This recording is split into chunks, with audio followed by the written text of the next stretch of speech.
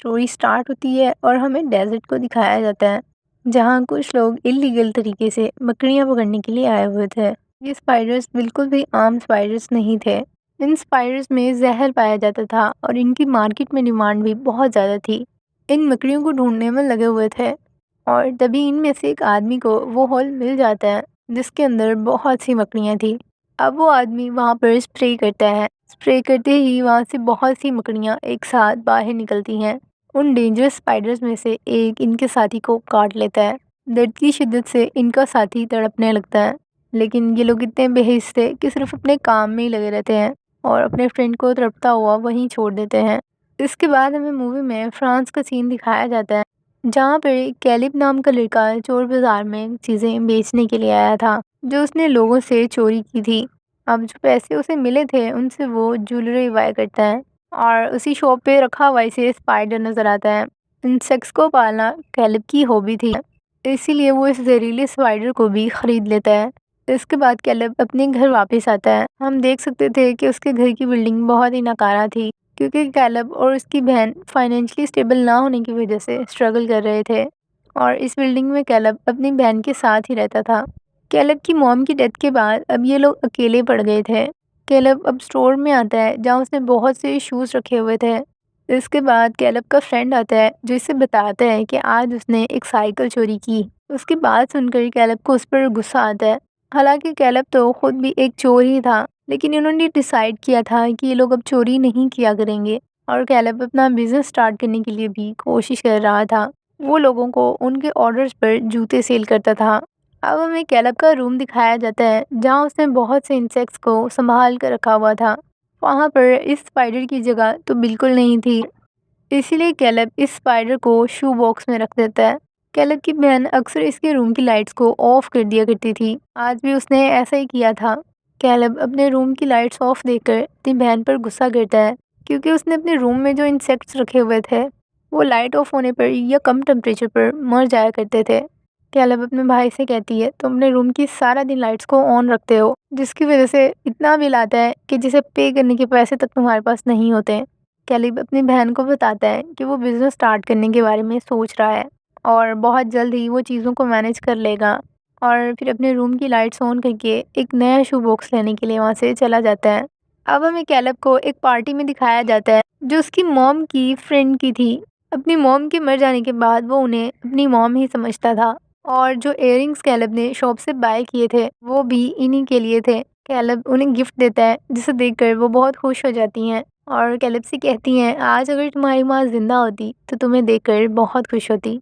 अब कैलब जब अपने घर वापस आता है तो वो उस शू बॉक्स को चेक करता है जिसमें उसने जहरीली मकड़ी रखी थी, और कैलब के लिए शॉकिंग बात ये थी कि वहाँ से मकड़ी जा चुकी थी। कैलब जानता था कि वो बहुत रेयर और जहरीली स्पाइडर है। एक बार भी अगर उसने किसी को बाइट कर दिया तो वो इंसान मर सकता है। कैलब उसे बहुत ढूंढता है, लेकिन अब वो स्पाइडर उसे कहीं नहीं मिलती। कैलब को अपना शू ऑर्डर भी डिलीवर करना था। जिस आदमी ने कैलब को ऑर्डर दिया था वो इनकी ही बिल्डिंग का रहने वाला था। अब कैलब वहाँ आकर उस आदमी को उसके ऑर्डर किए हुए शूज डिलीवर कर देता है। बिल्डिंग के ऑनर को पता था कि कैलब एक चोर है, इसलिए वो कैलब पर खास नजर रखा करता था।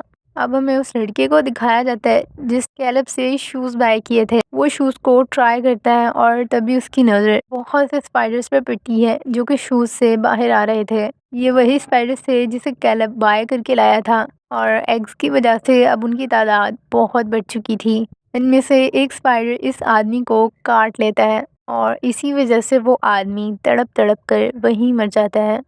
कैलब अब परेशान था कि अब कैसे वो इस जहरीले स्पाइडर को ढूंढकर वापस लाए। कैलब इस बारे में अपने फ्रेंड और सिस्टर को भी बताता है। तभी कैलब को इनकी बिल्डिंग के डॉग के भौंकने की आवाज़ सुनाई देती है, और ये उसी कस्टमर का डॉग था जिसे कैलब ने अभी अभी ऑर्डर डिलीवर किया था। ये लोग पहुँच कर वहाँ उसके डोर को बहुत नॉक करते हैं, लेकिन कोई भी दरवाज़ा नहीं खोलता। नॉक करने की वजह से बिल्डिंग के बहुत से लोग वहाँ इकट्ठा हो जाते हैं। काफ़ी देर नॉक करने के बाद भी जब दरवाज़ा नहीं खुलता तो ये लोग ऑनर से सेकंड की लेकर दरवाजे को ओपन करते हैं। अपार्टमेंट के अंदर जाते ही इन्हें वहाँ उस लड़के की डेड बॉडी मिलती है। जब पुलिस ऑफिसर्स वहाँ आते हैं तो ऑनर उन्हें कैलब के बारे में कहता है कि लास्ट टाइम उस लड़के के साथ इसने कैलब को ही देखा था। ज़रूर कैलब ने ही इस आदमी को मारा है। और पुलिस ऑफिसर उस आदमी से कहते हैं, इस आदमी की मौत किसी जहरीले इंसेक्ट के काटने की वजह से हुई है। इसमें किसी इंसान का कोई कसूर नहीं। अब पुलिस ऑफिसर इस पूरी बिल्डिंग पर कर्फ्यू लगा देते हैं ताकि यहाँ से ना तो कोई बाहर जा सके और ना ही बाहर से कोई अंदर आ सके। अब हमें बिल्डिंग में एक स्वीपर लेडी को दिखाया जाता है जिसे सफाई करते हुए बिल्डिंग के कॉर्नर में वेब्स नजर आते हैं।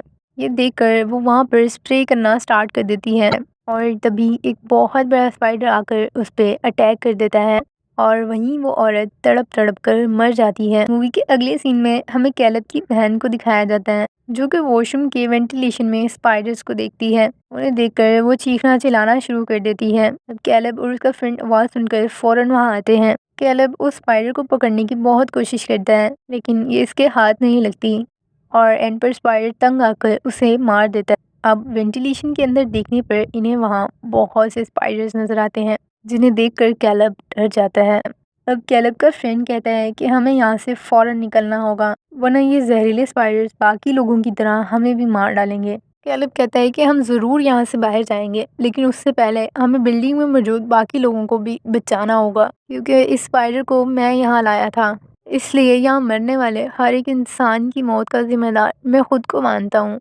लेकिन कैलब के बाकी फ्रेंड सिर्फ अपनी जान बचाकर वहाँ से भागना चाहते थे, इसीलिए वो कैलब की बात नहीं मानते और वहाँ से चले जाते हैं। लेकिन बिल्डिंग पर तो कर्फ्यू लगा था और वो बाहर नहीं जा सकते थे। बिल्डिंग में फैले हुए जहरीले स्पाइडर्स ने बहुत से लोगों को मार डाला था। हर तरफ मरे हुए लोगों की लाशें ही पड़ी थी और बहुत ढूंढने के बाद भी इन्हें इस बिल्डिंग से निकलने का कोई रास्ता नहीं मिलता। इसीलिए अभी लोग वापस कैलब के पास आते हैं। बिल्डिंग का ऑनर भी वहां आकर कैलब को मारना शुरू कर देता है क्योंकि वो जानता था कि ये सब कुछ कैलब की वजह से स्टार्ट हुआ है।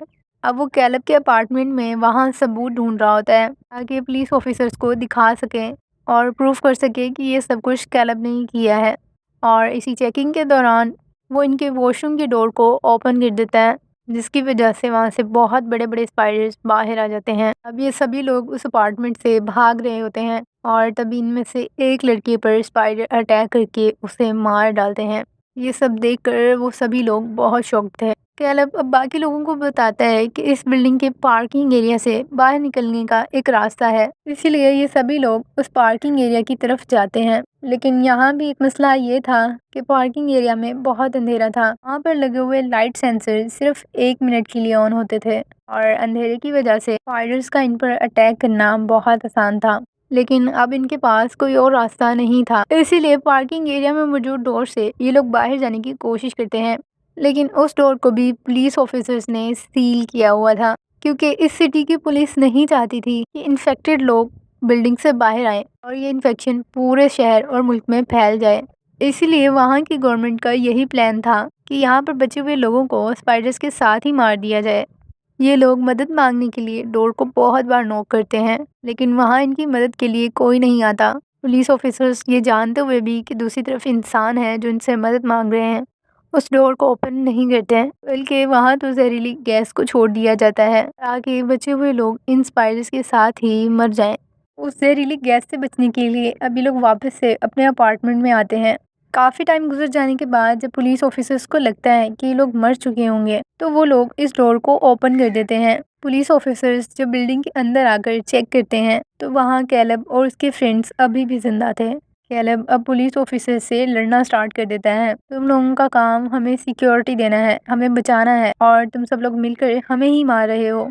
इस पर पुलिस ऑफिसर कहता है कि अगर इन्फेक्टेड लोग इस बिल्डिंग से बाहर आए तो बाकी ये पूरे कंट्री के लिए खतरा है। और तभी अचानक से वहाँ बहुत बड़ी बड़ी स्पाइडर्स आ जाती हैं। पुलिस ऑफिसर्स उन्हें मारने के लिए उन पर गोलियां चला रहे थे तो कोई उन पर गैस स्प्रे कर रहा था। इसी मौके का फ़ायदा उठाते हुए कैलब और उसके फ्रेंड्स वहाँ से निकलने में कामयाब रहते हैं।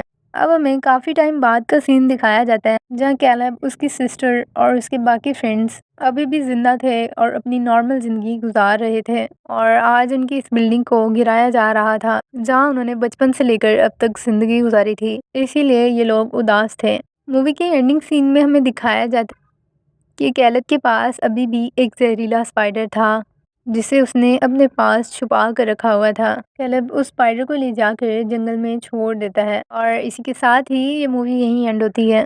होप सो कि आपको ये कहानी अच्छी लगी होगी। इसी के साथ ही बाय बाय।